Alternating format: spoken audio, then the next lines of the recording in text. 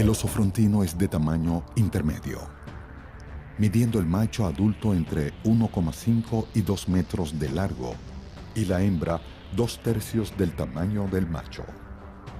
El pelaje es usualmente negro, pero algunos individuos pueden presentar tonalidades castañas.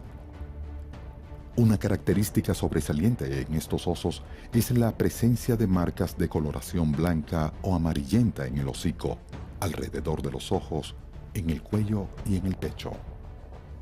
La forma y la extensión de las mismas varía entre los individuos, y no hay un individuo con la misma mancha. También no es raro observar ejemplares totalmente negros. Al igual que todos los osos, su cuerpo es macizo y más bien grueso, con poca estatura, el cuello bastante corto y musculoso.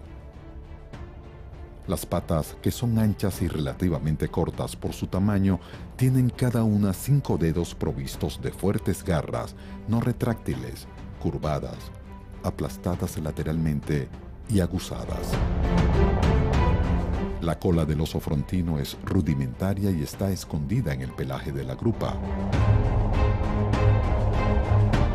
Su cabeza es redondeada y el hocico es más corto que los otros géneros úrsidos, de orejas pequeñas y redondeadas.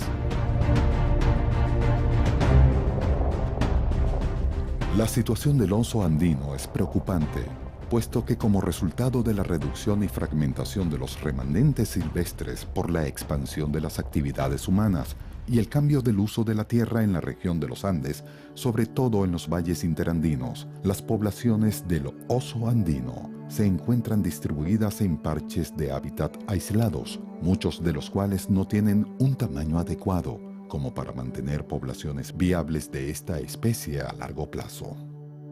No es la conservación de los parques per se lo que va a garantizar su conservación, sino que esos osos que están allí protegidos puedan moverse y puedan desplazarse libremente entre un área protegida y otro. Y es otro de los factores importantes que ha hecho Venezuela, que es tratar de conectar o de hacer que las áreas protegidas se toquen entre sí, de manera de que una especie que está protegida en un lugar pueda pasar a otro espacio donde también está protegido. Mantener esas posibilidades de movilización y de dispersión de la especie es fundamental. El Libro Rojo de la Fauna Venezolana cataloga al oso frontino como especie en peligro. Se ha estimado un promedio de 2,47 osos cazados por año en los últimos 80 años, solamente en el tramo central de la cordillera, donde probablemente no existan más de unos pocos centenares de individuos.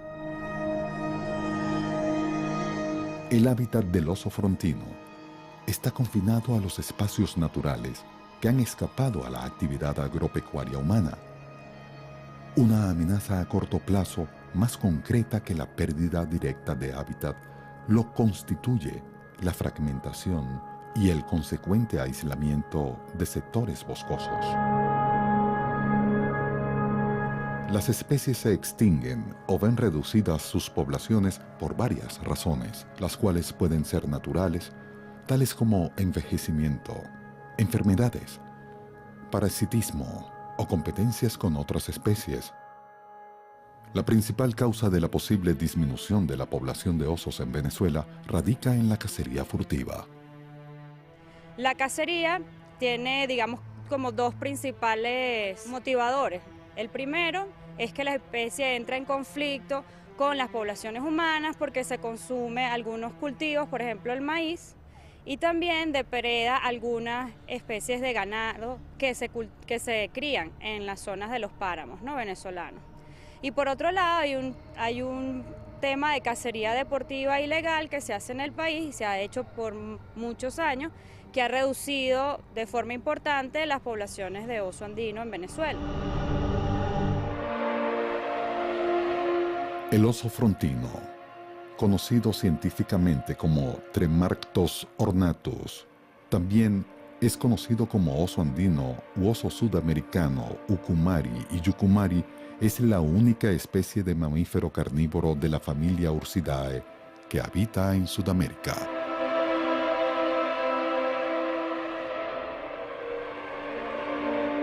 En la época de la conquista a los españoles no les convenía que adoraran dioses y por ello tergiversaron esa veneración mediante la oralidad e incorporaron a la cultura suramericana relatos del cuento español Juanillo el Oso. De allí nació el mito de Ucumar. La noche había transcurrido en un concierto de sonidos que daban paso a nuestra imaginación. Una algarabía de aves anuncia un amanecer que se propone interesante. Así que el equipo se prepara para iniciar su marcha. Atrás había quedado la ciudad, con sus contrastes urbanos de ruido y gente.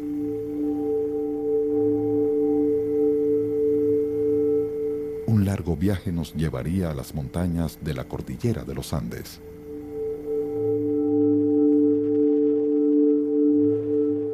Ya el horizonte se presentaba dominado ahora por la inmensidad natural cercana al cielo, todo lleno de magia y de misterio. El equipo está en el territorio de esta característica especie.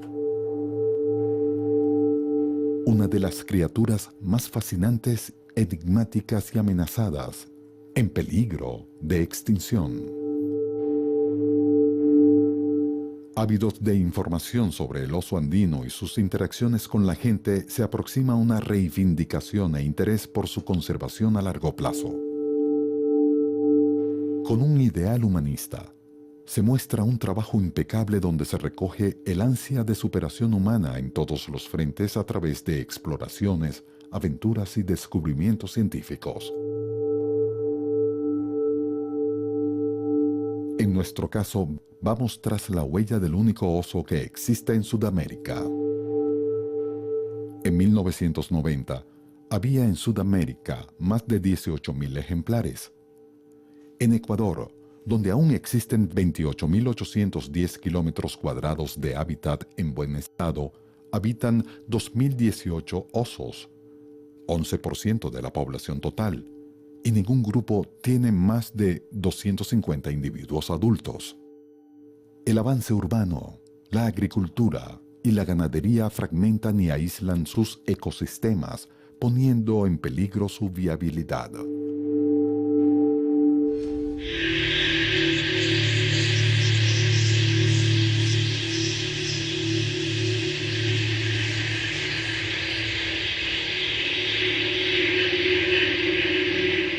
Frédéric Cuvier, paleontólogo, zoólogo y botánico francés, en su publicación editada en el año 1825, Historia Natural de los Mamíferos, describe al oso andino como una nueva especie del género Ursus, es decir, bajo el nombre específico de Ornatus, ornamentado, debido a las peculiares manchas blancuzcas de su cabeza y garganta.